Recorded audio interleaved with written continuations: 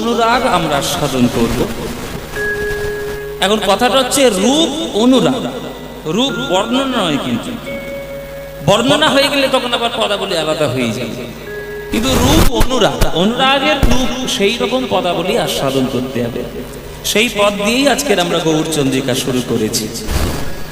তো আজকের আমাদের এই কীর্তনের মূল কথা হলো যে হরিনাম সংকীর্তন আমরা আস্বাদন করছি, আমাদের হৃদয়ে কোনোভাবে পরিবর্তন হচ্ছে কি হচ্ছে না। যদি হৃদয়ে পরিবর্তন হয় তাহলে জানবেন কীর্তন শুনে লাভ আছে। আর যেমন ছিলাম তেমনই রয়ে গেলাম, তাহলে এই কান দিয়ে ঢুকেছে, এখান থেকে বেরিয়ে গেছে, ভেতরে কোনো কাজ করে না। মানে ওষুধ আপনি যেভাবেই খান না কেন কাজ করবে, কিন্তু লোকের সামনে ওষুধটা দেখিয়ে বাইরে যদি গিয়ে দূর করে ফেলে দেন তাহলে কে কাজ করবে? কখনো করবেন না। দেখবে অনেকে বড় বড় ট্যাবলেট খাবার ভয়ে ওই বাবা মার সামনে গিয়ে একটু দেখিয়ে দিলে যে আমি খেলাম, আসলে খেলা না, কিন্তু লুকিয়ে রাখবে হাতের মধ্যে, দূর করে গিয়ে ফেলে দিলে। ওই রকম করলে হবে না। কীর্তন যখন শুনবেন তখন মনের মধ্যে একেবারে বসিয়ে নেবেন কথাগুলো, পদাবলীগুলো, তবেই আপনারা ঠিকভাবে আস্বাদন করতে পারবেন। কীর্তনের প্রথম এবং কীর্তনের সর্বশ্রেষ্ঠ উপকারিতা এবং লাভ কি, যে কীর্তন শোনার পর, এক বছর কীর্তন গাওয়ার বা শোনার পর আপনার হৃদয়ে যদি ভগবানের প্রতি একটু প্রেম আসে, তাহলেই জানবেন যে কীর্তন শোনার আসল লাভ আপনি পেয়েছেন। আপনি কত বড় পণ্ডিত, কটা শাস্ত্র পড়েছেন, কটা বড় তালের গান জানেন, কটা পদাবলী জানেন, সেটা বড় কথা না। একটাও গান শোনার পর যদি ভগবানের প্রতি অনুরাগ জন্ম নেয় তবেই কীর্তন শোনার আসল লাভ। ওই জন্যই রূপযুক্ত অনুরাগ। মিলনের পূর্বের ভালোবাসাকে বলা হয় পূর্বরাগ, মিলনের পরের ভালোবাসাকে বলা হয় অনুরাগ। সেই অনুরাগ অংশটি আজকের আমরা আস্বাদন করব, যে অনুরাগ কাকে বলে, তার মধ্যে রূপ কিভাবে আসে। কিন্তু মহাপ্রভুর রূপ এবং মহাপ্রভুর অনুরাগ যার হৃদয়ের মধ্যে একবার উদিত হয়, আর কিছু অন্য কোনো অনুরাগের মধ্যে পড়তে পারবে না। মহাপ্রভুর যদি রূপ একবার হৃদয়ের মধ্যে আবির্ভাব হয়। এখন প্রথম কথা হলো যে ভগবানের রূপ আছে না ভগবানের রূপ নেই, এটাই সব থেকে বড় প্রশ্ন। ভগবানের রূপ আছে না ভগবানের রূপ নেই? আপনারা কি বলেন? আপনারা তো এই বৈষ্ণব গৃহাঙ্গনে এতদিন ধরে কীর্তন শুনছেন, আপনাদের মতবাদ কি, আপনাদের মতামত কি? ও মায়েরা, এতদিন ধরে কীর্তন শুনছো, ভগবানের রূপ আছে না ভগবানের রূপ নেই? ভগবানের রূপ আছে, তাহলে নেই? আচ্ছা, ভগবান রূপ নেই। এ বলছে চোখে দেখা যায় না তো রূপ কই? মন্দিরে কি আছে দেখতে পাচ্ছ না? আপনারা বলছেন ভগবানের রূপ আছে, এ বলছে ভগবানের রূপ নেই। আমি কোনটা মানবো মায়েরা? আছে, এইটা মানবো, তাই তো? শুনে রাখুন, ভগবানের রূপ আছে এটাও যেমন সত্য, ভগবানের রূপ নাই এটাও তেমন পূর্ণভাবে সত্য। এবার আপনারা বলবে যে বাবা তুমি তো দু নৌকায় পা দিয়ে কথা বলছো, আমাদের দিকটাও ডাকছে ওর দিকটাও ডাকছে না, এগুলো সব শাস্ত্রের কথা। ভগবানের রূপ যদি আছে তাহলে ভগবানকে আপনি ধরে নিয়ে আসতে পারবেন ঘরের মধ্যে? যদি ভাগবতের প্রথম অধ্যায়টা উল্টান, দেখবেন এই বিশ্ব ব্রহ্মাণ্ড গ্রহ নক্ষত্র সূর্য চন্দ্র তারা যা কিছুই দেখছেন সেগুলো নাকি মহাবিষ্ণুর কপাল অংশ। এইটাই যদি কপাল হয় তাহলে বদনটা কত বড়, বদনটা যদি অত বড় হয় তাহলে দেহটা কত বড়, আবার দেহটাই যদি অত বড় হয় তিনি শুয়ে রয়েছেন একটা অনন্ত নাগের বিছানার উপর, সেটা কত বড়। এইটা ভাবতে যদি যাও তাহলে সংকীর্ণ মস্তিষ্কে তার রূপকে ধরা যাবে না।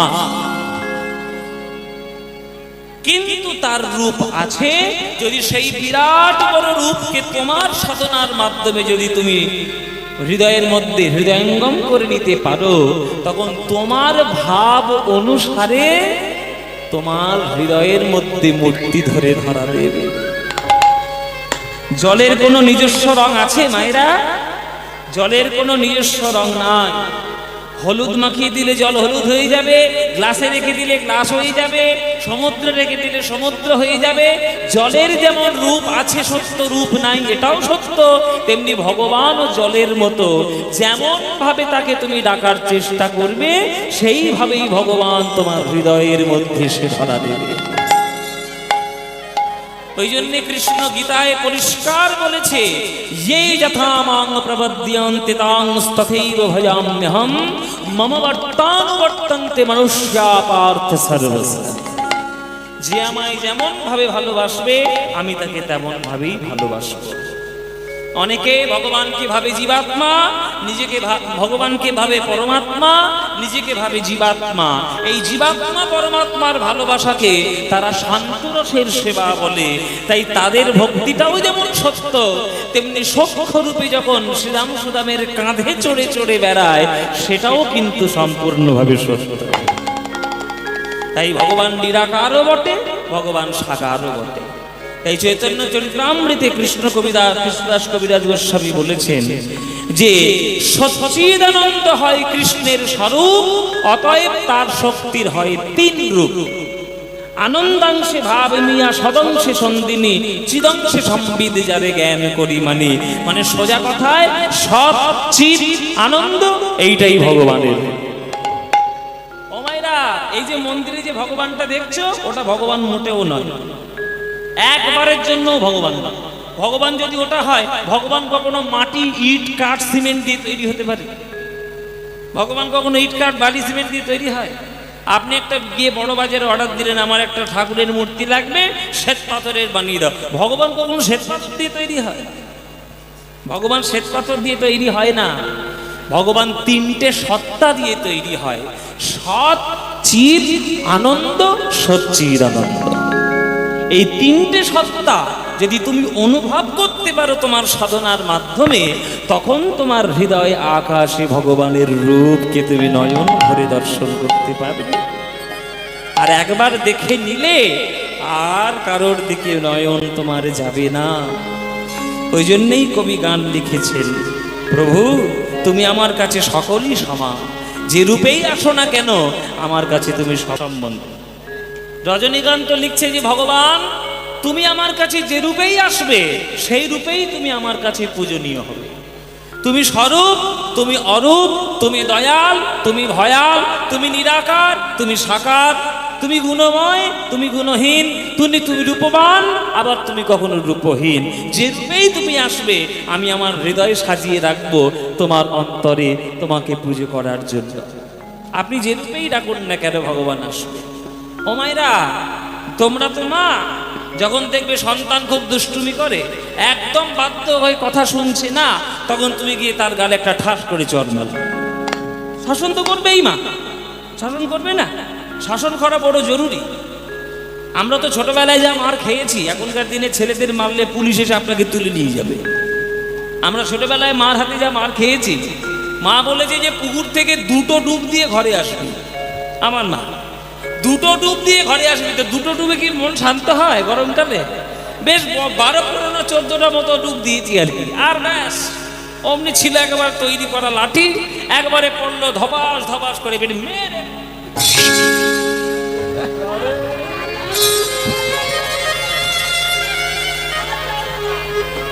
একবারে দিল একেবারে।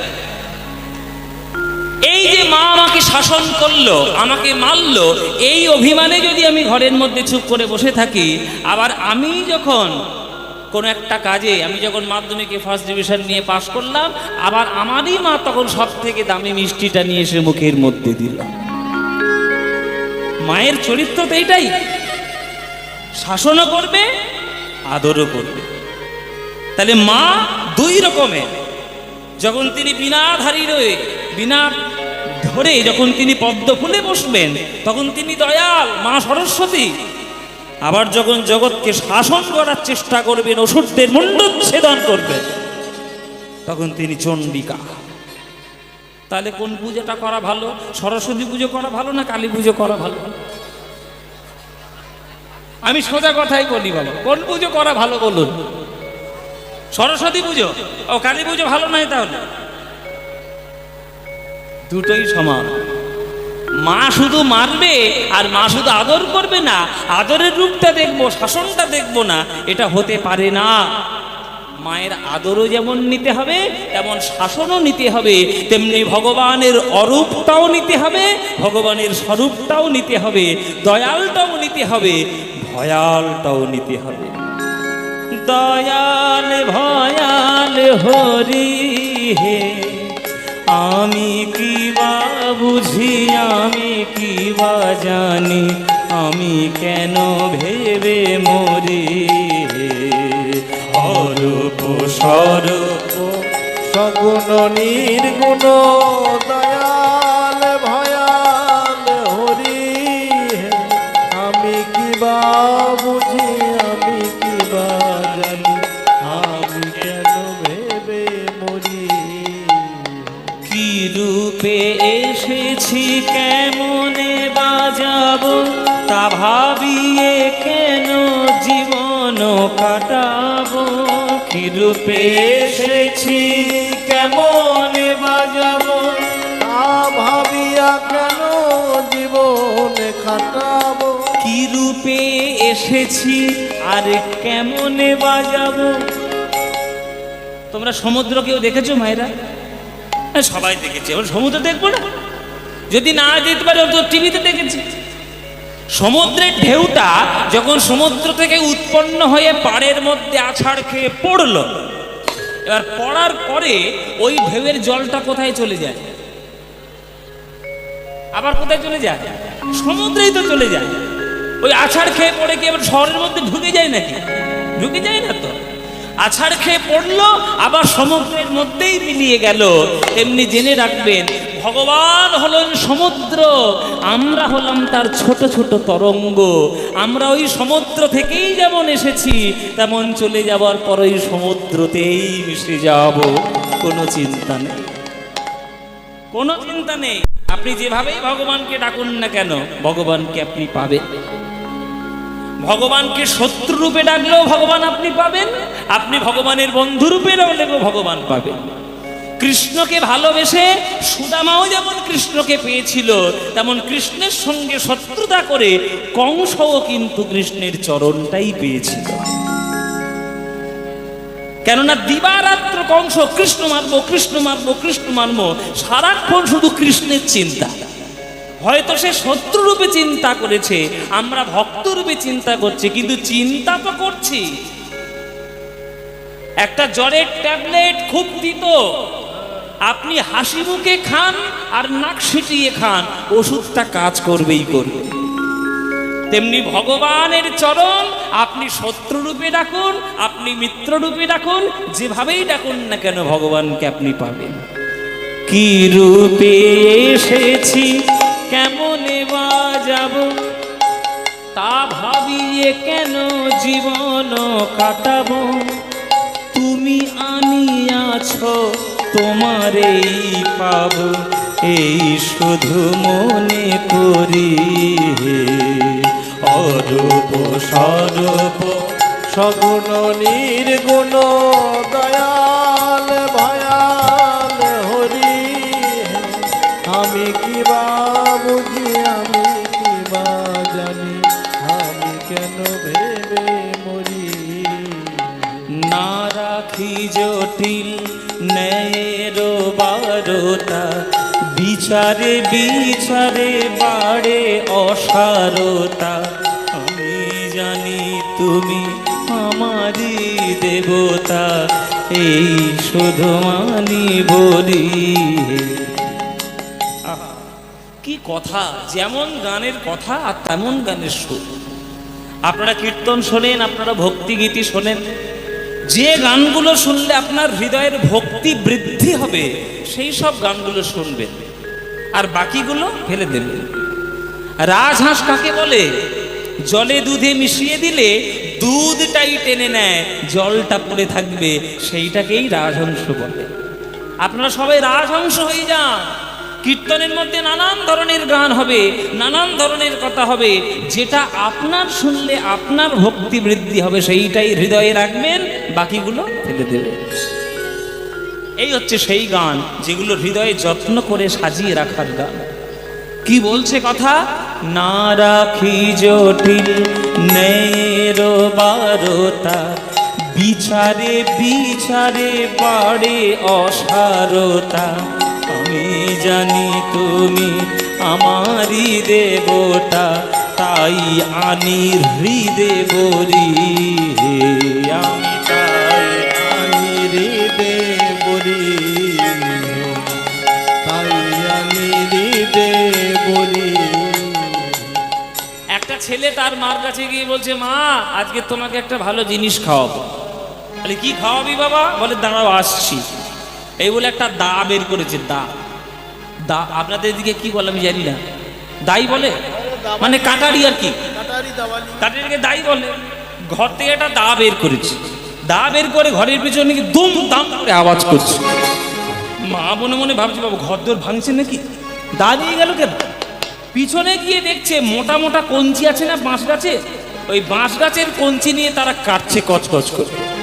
তুই কঞ্চি কাটছিস কেন? বলে তোমাকে বললাম না ভালো জিনিস খাওয়াবো। বলে কঞ্চি থেকে কি খাওয়াবি?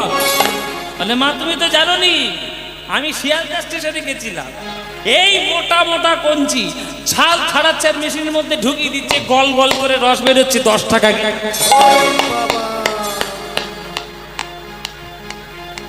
10 টাকা গেলাস। কি খাচ্ছে গো ভাইরা? আখের রস। আর ছেলে বলছে কঞ্চি। মা বলে তোর ভীমরতি হয়েছে নাকি? ওরে কঞ্চি 10 দিন জলের মধ্যে চুবিয়ে রাখলেও তার মধ্যে জল ঢুকবে না কখনো। তুই যেটা দেখেছিস দেখতে কঞ্চির মতো, কঞ্চি নয়, ওর নাম হচ্ছে আখ। আখ যত চিবাবে তত মিষ্টি মিষ্টি রস বেরোবে, তত মিষ্টি মিষ্টি রস পাবে। আর যত কঞ্চি চিবাবে জল তো মোটেও পাবে না, শুধু ছিবড়ে পাবে। আবার বেশি যদি কঞ্চি শক্ত হয় দাঁত ফাঁত সব পড়ে যাবে, আর জীবনে আর ভাত খেতে হবে না, আর পরে পেয়ারা খেতে হবে না, মটর ভাজা চিড়ে ভাজা কিছু খেতে হবে না। তাহলে যত যুক্তি দেবেন ভগবান তত আপনার থেকে সরে যাবে, আপনার কাছে নিরস হয়ে যাবে। দেখবেন এখন সব অনেক কীর্তনিয়া বেরিয়েছে না, যে যারা সব যুক্তি দিয়ে কথা বলে, এইটা কেন হলো, ওইটা কেন হলো। এই আরে তোমার তো জানার দরকার কি? ভগবান কি তোমার পারমিশন নিয়ে কাজ করবে নাকি? তোমার তোমার যুক্তি দিয়ে ভগবান কাজ করবে? তুমি এখানে এসছো চুপচাপ বলে শুনে যাও, ভগবান যা বলেছে চুপচাপ শুনে বাড়ি চলে যাও। অত যুক্তি তোমার দেখানোর দরকার নেই। জল যত ফোটাবে তত বাষ্প হয়ে উড়ে যাবে, আর যত ফ্রিজের মধ্যে রাখবে জমাট বরফ ধরে তুমি জলকে ধরতে পারবে। তাই যত যুক্তি তর্কের তাপ ভগবানের তলায় দেবে, ভগবানও নিরাকার ব্রহ্ম হয়ে উড়ে চলে যাবে। আর যত প্রেমের শীতলতা দেবে তত মূর্তি ধরে হৃদয়ের মধ্যে ধারণ হয়ে দাঁড়িয়ে থাকবে।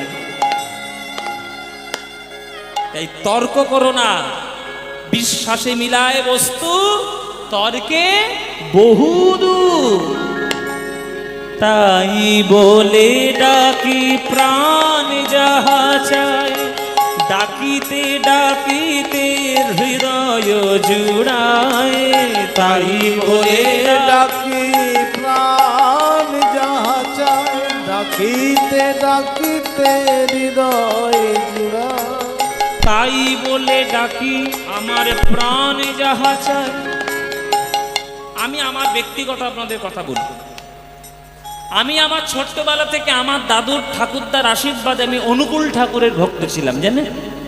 আমার বাড়ি সবাই অনুকূল ঠাকুরের শিষ্য। তারপরে কীর্তন যখন শিখতে গেলাম আমার সুমন কাকুর কাছে, সুমন কাকু বললে তুমি তো বৈষ্ণব জগতে আসছো, তোমার তো ওই রকম দীক্ষা নিচ্ছে খাও হবে না, তোমাকে বৈষ্ণব জগতের মধ্যে একটু প্রবেশ করতে হবে, তুমি পাটবাড়ি থেকে দীক্ষা নাও। তা আমি নিলাম।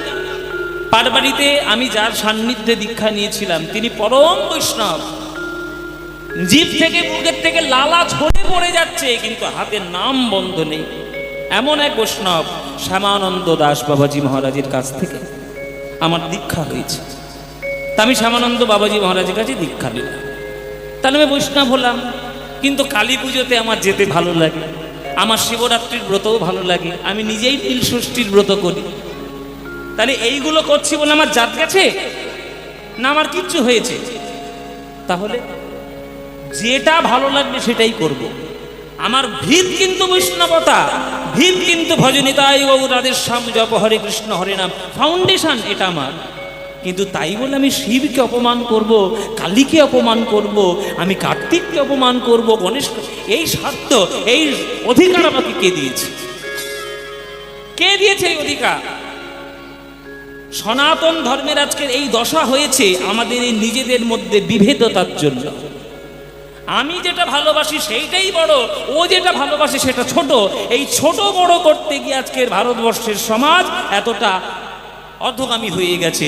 যদি না হতো তাহলে ভারতবর্ষ চিরকাল শ্রেষ্ঠ ছিল, এখনো শ্রেষ্ঠ আছে, আর চিরকাল শ্রেষ্ঠ থাকবে।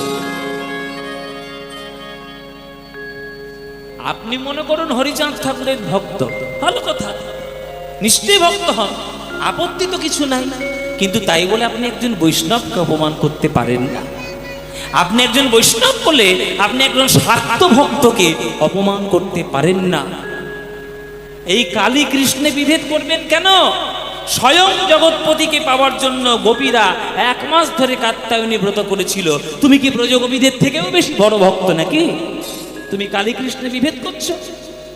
করবে না। বিভেদ সৃষ্টি করো না।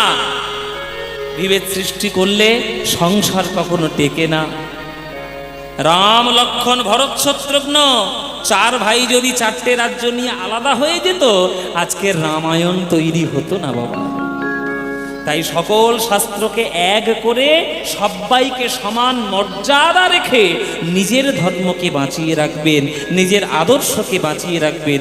তবেই না আপনি হিন্দু হলেন, তবেই না আপনি সনাতন ভারতবর্ষীয় হলেন, তবেই না আপনি মানবতার পথের পথিক হলেন। তাই বলে ডাকি প্রাণ যাহা চায়, ডাকিতে ডাকিতে হৃদয় জুড়ায়। তাই বলে ডাকি প্রাণ যাহা চায়, ডাকিতে ডাকিতে হৃদয় জুড়ায়। যখনই যে রূপে প্রাণ ভরে রয়, তাই দেখি প্রাণ ভরি। অরূপ স্বরূপ সগুণ নির্গুণ দয়াল ভয়া